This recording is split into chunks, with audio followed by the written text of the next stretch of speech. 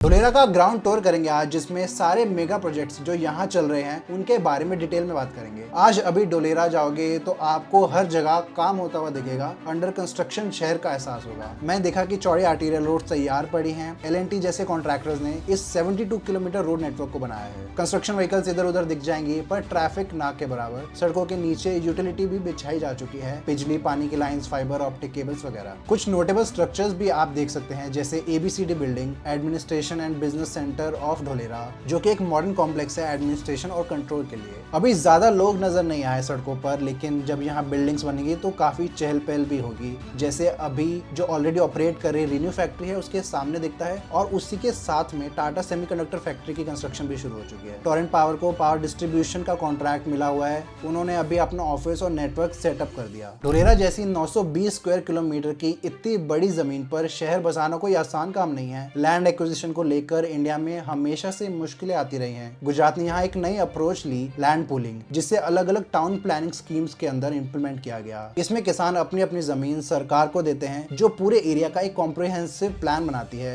हर land owner की कुछ जमीन, लगभग 50% नई प्लानिंग के लिए रख लेते हैं, जिसमें रोड्स, पार्क और बाकी इंफ्रास्ट्रक्चर बनाकर बाकी जमीन उनको वापस कर दी जाती है, नए डेवलप्ड प्लॉट की शक्ल में। सरकार का कहना है कि इससे उन किसानों का फायदा तो होता ही है, क्योंकि विकास के बाद लैंड वैल्यू डबल से भी ज्यादा हो जाती है। तो आधी जमीन जो उनको वापस मिल रही है उससे उनको ज्यादा फायदा मिलेगा अगर वो पूरा लैंड अनडेवलप्ड हो उससे। कोई भी डेवलपर खाली जमीन के मुकाबले वो जमीन खरीदना जो रोड से जुड़ा हो और बिजली पानी की सुविधा भी हो, उसको ज्यादा प्रेफर करेगा। तो यही मॉडल अपनाते हैं धोलेरा में भी। ये TP scheme Gujarat SIR act 2009 के तहत इंप्लीमेंट हुई। 22 गाँव जो इसमें आते हैं उनको इसी में कवर किया गया। हर टीपी स्कीम एक डिफाइंड एरिया 10 से 75 स्क्वायर किलोमीटर तक डिफाइन की गई है, एक डिटेल लेआउट के साथ। जैसे टीपी स्कीम 2 के अंदर ही एक्टिवेशन एरिया आता है 22.5 स्क्वायर किलोमीटर का, जहां पर अभी कंस्ट्रक्शन चल रही है। एक्टिवेशन एरिया जो है वो मोस्टली सरकारी जमीन ही थी, लगभग 80%, तो इसलिए यहाँ सबसे पहले काम शुरू हो सका। दूसरे टीपी स्कीम्स में भी अब कुछ फार्मर्स की जमीन पर चौड़ी सड़कें बनाई जा रही हैं, तो उनको किनारे पर या फिर किसी और जोन में प्लॉट दिए गए हैं मुआवजे की जगह। लैंड पूलिंग को इनिशियली मिक्स्ड रिएक्शन मिला था। कुछ किसान खुश थे कि अपनी पूरी जमीन बेचे बिना ही उनको शहर के महंगे लैंड का हिस्सा मिल रहा है, लेकिन कई लोग हेजिटेंट भी थे। उनको डर था कि आधी जमीन चली जाएगी बिना मुआवजे के और उनके पास कुछ नहीं रह जाएगा, क्योंकि एक्ट के मुताबिक 50% जमीन बिना कंपनसेशन के ली जा सकती है। ये मुद्दा कोर्ट तक गया 2015 में, जब फार्मर्स के एक समूह ने चैलेंज भी किया इसे और पॉलिसी को अनफेयर बताया। हालांकि सरकार ने कुछ मॉनेटरी कंपनसेशन या extra FSI, floor space index जैसी स्वीटनर्स भी ऑफर किए होंगे टेंशन कम करने के लिए। आज की डेट में देखें तो टीपी स्कीम्स काफी हद तक फाइनलाइज हो चुकी हैं। धोलेरा में ऐसी 6 स्कीम्स तैयार की गई हैं। इस इनोवेटिव मॉडल की वजह से जबरदस्ती लैंड एक्वायर करने की भी जरूरत नहीं पड़ी और प्रोजेक्ट रिलेटिवली तेजी से आगे बढ़ पाया। सरकार का भी कम खर्चा हुआ इसमें। अब वाटर इंफ्रास्ट्रक्चर की बात करते हैं, जो काफी इग्नोर हो जाता है, लेकिन बहुत महत्वपूर्ण हिस्सा है शहर को सक्सेसफुल बनाने के लिए। धोलेरा कोस्ट के पास होने की वजह से यहाँ अंडरग्राउंड वाटर सैलाइन है, तो फ्रेश वाटर का जुगाड़ भी एक बड़ी चुनौती थी। इसको सॉल्व करने के लिए कई सिस्टम सेटअप किए गए, जैसे नर्मदा कैनाल का पानी इधर तक लाना, पीपली रिजर्वायर से एक पाइपलाइन और प्लम्बिंग स्टेशन लगाकर 10 MLD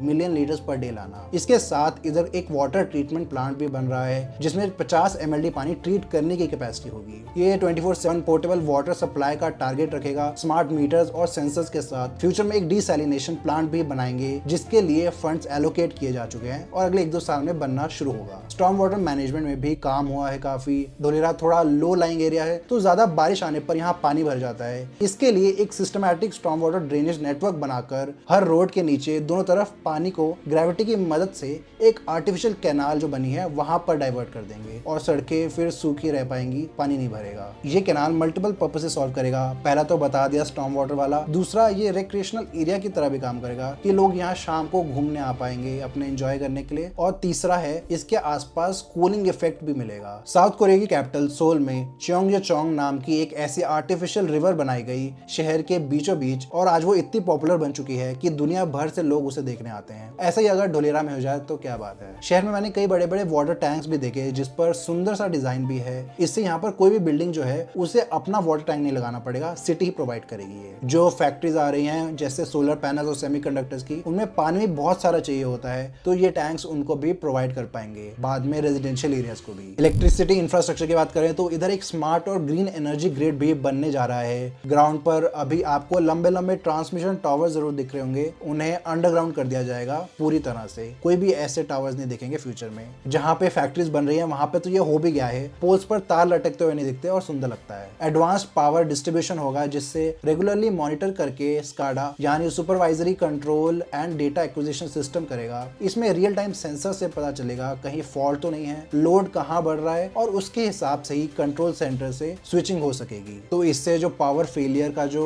प्रॉब्लम रहता है उससे भी बचाव हो सकेगा। एबीसीडी बिल्डिंग के कंट्रोल रूम में बड़ी स्क्रीन पर ये सारा पावर एंड वाटर सप्लाई का डेटा दिखता है और फॉल्ट वहीं से पकड़ सकेंगे वो। रिन्यूएबल एनर्जी का भी काफी इस्तेमाल कर रहे हैं वो, जैसे एक अल्ट्रा मेगा सोलर पार्क बन रहा है टाटा पावर का 5000 मेगावाट का। इसमें से फेज 1 में 300 मेगावाट चालू भी हो चुका है। डोलेरा अपने आप में गुजरात का एक बड़ा सोलर पावर प्रोड्यूसर बन जाएगा जो सिर्फ यहाँ की नहीं बल्कि दूसरे एरियाज को भी पावर दे सकेगा ग्रिड से ही। पावर बैकअप और स्टेबिलिटी के लिए 430 मेगावाट तक का सबस्टेशन, ट्रांसफार्मर वगैरह वो सब भी इंस्टॉल किए जा चुके हैं। टोरेंट पावर जैसी एक्सपीरियंस कंपनी ने इसका पूरा डिस्ट्रीब्यूशन संभाला हुआ है और इधर अपने 6 एकड़ में बने डिस्ट्रीब्यूशन सेंटर से वो ऑपरेट करते हैं। अब फैक्ट्री लगाने वाले इन्वेस्टर्स को बिजली के कनेक्शन की भी टेंशन नहीं, सब तैयार मिलेगा प्लग एंड प्ले मॉडल के हिसाब से कि आओ और मैन्युफैक्चरिंग शुरू कर दो, कोई यूटिलिटीज का झंझट नहीं। स्मार्ट मीटर्स लगाने का भी प्लान है जिससे कंज्यूमर्स को भी अपनी खपत पता चलेगी और अथॉरिटीज को भी। शाम ढलते ही स्ट्रीट लाइट्स ऑटोमेटिकली ऑन हो जाएंगी और अगर देर रात 2 बजे के बाद सड़क सुनसान पड़ी है तो अपने आप डिम भी हो जाएंगी, काफी पावर बचाते हुए। इंफ्रास्ट्रक्चर तो तैयार हो रहा है पर उसका सबसे बड़ा मकसद इकोनॉमी बढ़ाने के साथ है जॉब्स क्रिएट करना, वो भी हाई क्वालिटी जॉब। तो उसके लिए लोकल पॉपुलेशन को स्किल डेवलपमेंट और ट्रेनिंग करवाएंगे। उसके लिए गुजरात सरकार और कुछ प्राइवेट कंपनीज यहाँ ट्रेनिंग इंस्टीट्यूट सेटअप कर रहे हैं। अभी ऑलरेडी कंस्ट्रक्शन साइट्स पर L&T,